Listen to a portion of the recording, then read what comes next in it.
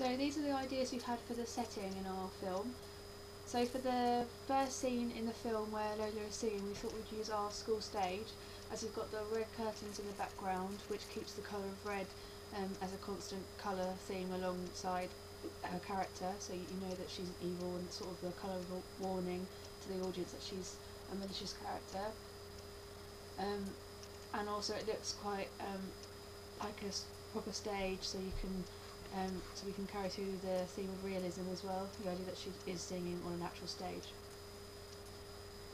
Then for for the final scene in the film, we thought we'd use this bench, which we could do a variety of shots here, we thought, when Lola's picking her new victim.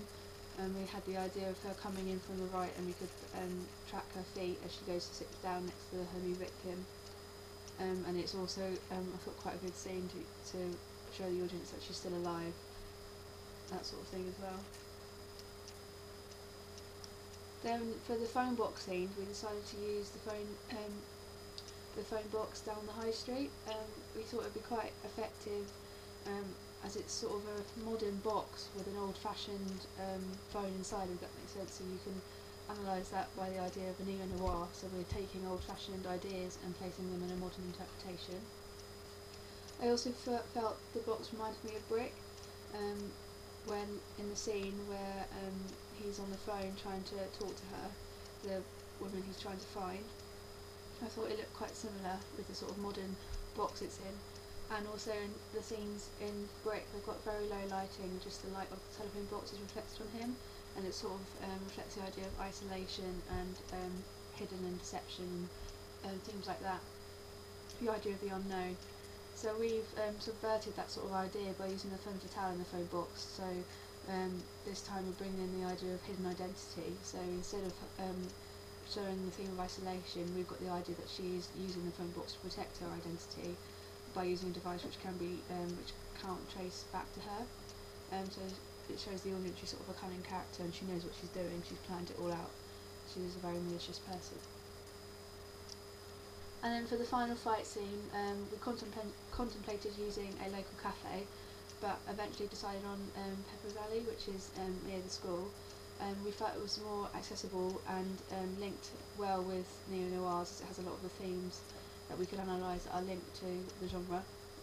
We thought the black lamppost was quite an important part of the alleyway which we could analyse. So the fact that it's black, you've got the connotation of danger there, and also it can be linked again with traditional film noir elements, as it's quite an old-fashioned lamppost that has been there for years. So you've got again the idea of we're interpreting old-fashioned ideas.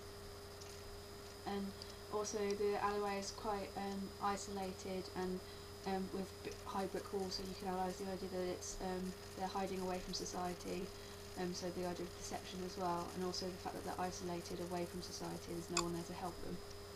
And in Brick again, this idea is sort of carried through. You've got the theme of isolation when they use the deserted tunnel where the protagonist finds the dead body. We thought using an alleyway like the one we are, linked with Brick's choice of setting, following the same theme. You've also got on the floor the water flowing in Brick, which could be mimicked in our film as the rain created a number of puddles on the pavement. So you can analyse the sort of idea of reflections, two identities, one good and one bad. And also the idea of the water symbolising tranquility and a calm, sort of, which is a juxtaposition just with what the atmosphere is actually like in the scene. And in Brick, you've got all the images of the dead body in the water, so the idea that she's now free and away from all the corruption, now she's dead.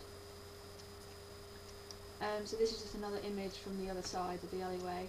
So as you can see, it's quite narrow and quite bare, so the theme of isolation can be very prominent in this part of the film. And it's also, and as I say, the characters are hiding, so you've got the idea it's cover on either side, so the sort of claustrophobic feel about it is constantly there.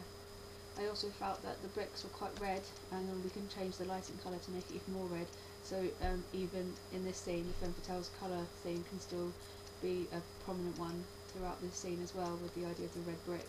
It's still a warning to the other two men that she's dangerous and going to do something bad. So this is a shot of the car park where we decided to film the first fight scene.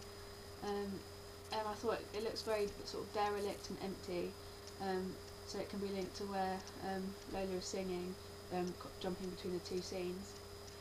We placed the broken danger sign on the floor here so that we can analyse it and carry through the dangerous theme, the idea of a warning that this is a dangerous part of the film type thing. And it also looks like a car park as well. When we turn the camera around when they run away, you can see the other cars, so again you can link the idea that it is just outside the club where all the cars are parked. And I felt, again in Brick, the scenes with the brain are sort of set in a similar derelict area, so they're hiding behind some building to create sort of an isolated space for the two characters to talk, but it also emphasises their isolation from the rest of society, so you can see they're represented as sort of lonely and secretive and cunning and making up plans to find out where the girl is, so they're hiding away from anyone else so no one else knows what their plan. So overall I felt that our settings are quite, there's quite a few, so the audience won't get bored, it's not all in one place. I thought it was quite a good variety as well and a mix, and it looks like realistic settings that other neo-noirs have used, like Brick. So I felt it was quite a good mix of places we decided to use.